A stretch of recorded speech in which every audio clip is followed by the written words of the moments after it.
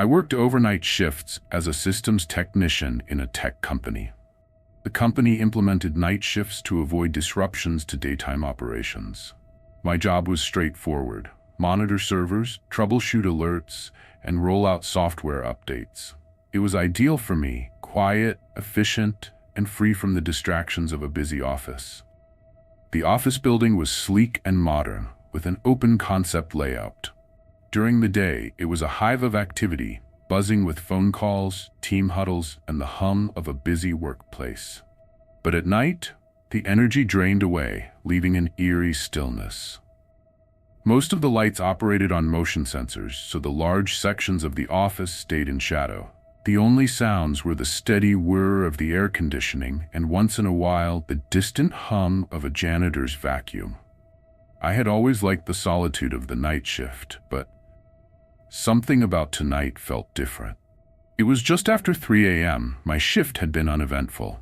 I had resolved a minor issue with a printer server and finished the routine updates. As fatigue crept in, I decided to grab a coffee from the break room. The mug warmed my hands as I leaned back in one of the lounge chairs, scrolling through my phone. The office was unusually quiet, even for this hour. The dim lighting cast long, unsettling shadows across the floor. I couldn't shake the feeling that I wasn't alone. Then I heard it. A soft ding from the elevator down the hall. I felt a chill run down my spine, my body tensing instinctively. No one else was supposed to be in the building at this hour.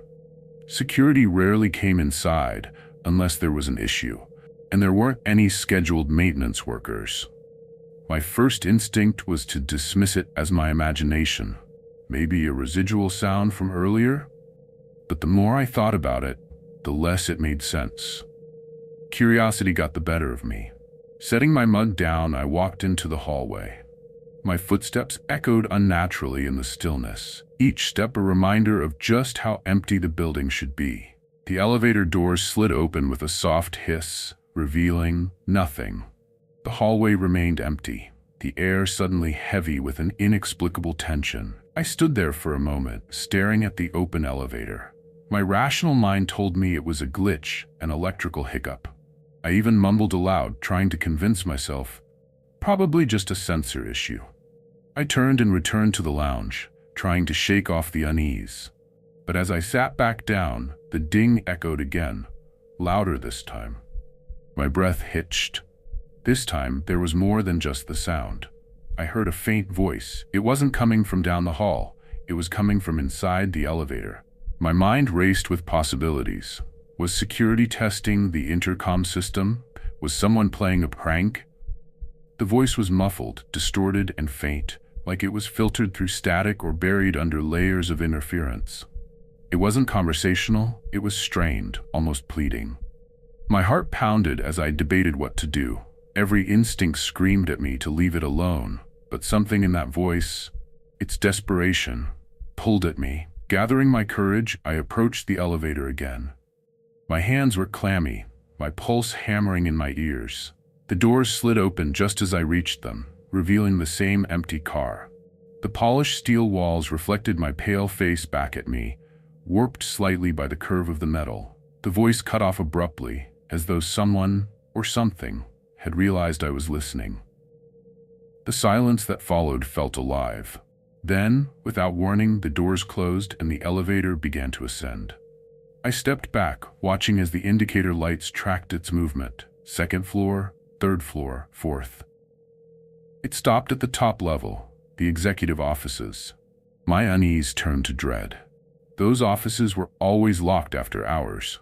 No one had any reason to go up there, especially at this hour. Pulling out my phone, I called security. The guard who answered sounded groggy and irritated. "There's no one else in the building," he grumbled. "No maintenance scheduled, no visitors. You sure you're not imagining things?" I hesitated. "I'm telling you, the elevator's moving. It stopped on the executive floor. And I heard something. A voice."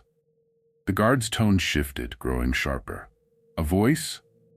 "Yes, I don't know how else to explain it. It wasn't normal." There was a pause. "I'll meet you at the security office." Taking no chances, I opted for the stairs instead of the elevator. Each step felt heavier than the last. the sound of my footfalls swallowed by the oppressive stillness. When I arrived, the guard was staring at the surveillance monitors, his brow furrowed. "Look at this," he said, gesturing to the feed showing the elevator's interior. On the screen, the elevator was moving again, its empty car gliding silently to the second floor. "It's been doing this for 15 minutes. The guard muttered. Up and down, but there's no one inside." The air in the security office seemed to thicken, the small room suddenly feeling too cramped. "What's causing it?" I asked, my voice barely above a whisper. The guard shrugged, but there was unease in his eyes now. "Could be wiring. But that doesn't explain the voice you heard." We decided to investigate together. Taking the stairs again, we climbed to the executive floor, where the elevator had stopped earlier. The offices were locked, the lights off, and everything appeared undisturbed. But the air felt wrong, charged with a strange energy that made every shadow seem alive. "See?" The guard's voice was gruff, but it lacked conviction. "Nothing here." I wanted to believe him, but the lingering chill in the air told me otherwise. "I'm not imagining this," I said, my voice firmer now. "Something's not right with that elevator." The guard sighed, rubbing the back of his neck. "I've been working here for 3 years. Never seen anything like this." "Maybe?" He trailed off, shaking his head. "Let's head back." We returned to the security office, and I finished my shift, but I couldn't shake the feeling that something was watching me. Whatever had been in that elevator didn't belong in the building, or in this world. It was the last overnight shift I ever worked. Some mysteries are better left unresolved.